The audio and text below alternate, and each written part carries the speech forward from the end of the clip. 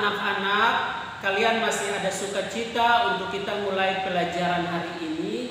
Khususnya di siang hari ini, saya berharap kalian masih ada semangat dan sukacita supaya kita masuk dalam pembelajaran di jam yang kedua ini. Anak-anak, pagi tadi kita sudah belajar tentang hal-hal atau kegiatan negatif yang dilakukan oleh manusia yang membawa dampak yang buruk bagi siklus air, dan saya berharap kalian terus mengingat pelajaran yang telah kita pelajari. Nah, pada saat ini kita mau memperhatikan apa saja yang harus kita lakukan untuk lingkungan kita itu tetap bersih sehingga tidak berpengaruh terhadap siklus air. Maka saya meminta anak-anak untuk kalian memperhatikan buku kalian di halaman 32 sampai 33, bahkan sampai 36.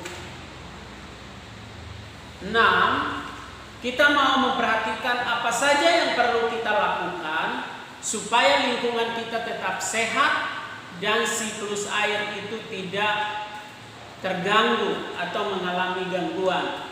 Di sana coba kalian perhatikan gambar paling atas di halaman 32, apa yang dilakukan oleh Rian, Dini maupun Made.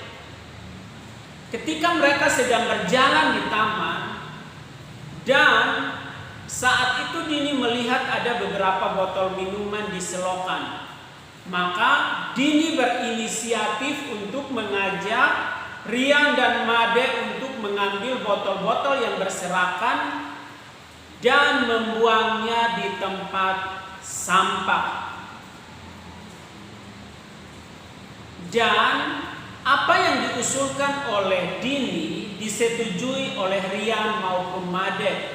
Mereka memungut botol-botol tersebut lalu mereka membuang ke tempat sampah, tempat yang seharusnya. Kenapa mereka melakukan hal itu? Karena mereka sadar bahwa kebersihan lingkungan itu perlu dijaga, khususnya kebersihan selokan ataupun sungai ataupun laut.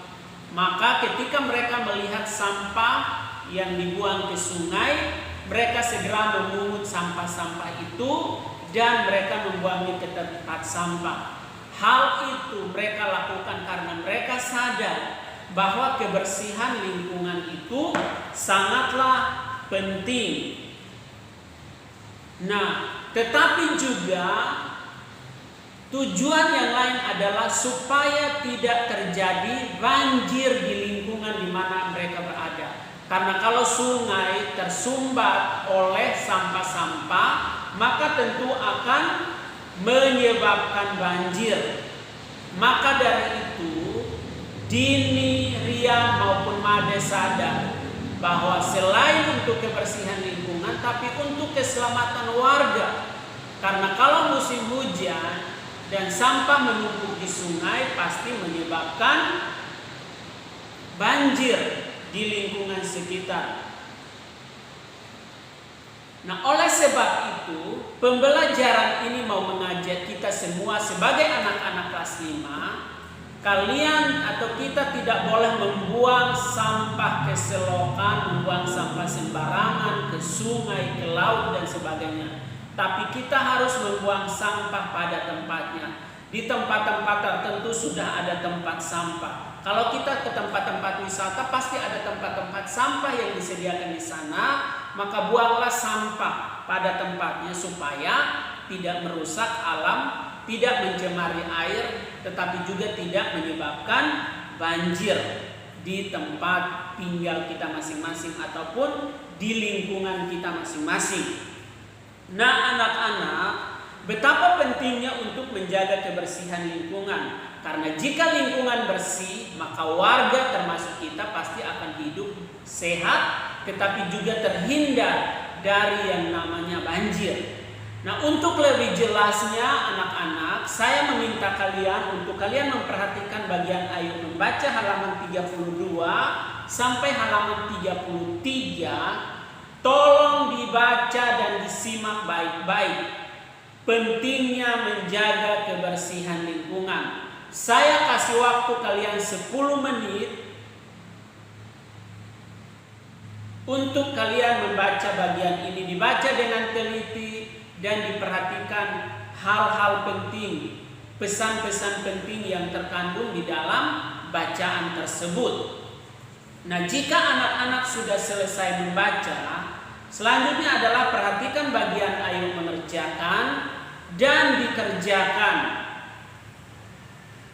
Jawabannya ada di bacaan yang kalian baca dan dikerjakan.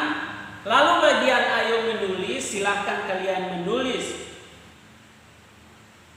inti dari bacaan yang kalian baca, pesan apa yang kalian dapat dari bacaan itu di bagian ayo menulis. Lalu setelah itu silahkan perhatikan bagian ayo berdiskusi. Seperti biasa, berdiskusilah bersama keluarga, orang tua atau kakak adikmu yang berada di rumah. Setelah itu kita memperhatikan Rian, Dini, dan Mada sedang bermain ayunan di taman. Rian teringat bahwa mereka mendapat tugas dari Pak Abdul untuk menghafalkan lagu Hari Merdeka. Tahukah kamu lagu Hari Merdeka? Pasti anak-anak sudah hafal lagu Hari Merdeka. Saya berharap kalian tidak melupakan lagu ini, karena ini adalah lagu semangat, lagu riang gembira. Nah, hari ini lagu Hari Merdeka saya tidak suruh kalian nyanyi, karena kalian sudah pernah menyanyikannya dan mengirimkannya dalam bentuk video. Tapi yang perlu kalian ingat, tetap ingat siapa pencipta lagu Hari Merdeka, nada dasarnya apa, dan temponya seperti apa. Tolong kalian perhatikan, tapi kalian juga boleh menyanyikannya sendiri di rumah kalian masing-masing. Nah, jika anak-anak sudah memperhatikan lagu itu, selanjutnya adalah perhatikan bagian ayo kerjakan halaman 37 dan kalian mengerjakannya di sana. Baik anak-anak, terima kasih untuk perhatiannya di jam yang kedua ini. Kerjakan semua tugas dengan benar dan jangan lupa tugas-tugas itu harus dikumpulkan. Kita akan mengakhiri pertemuan kita pada siang ini. Mari kita berdoa.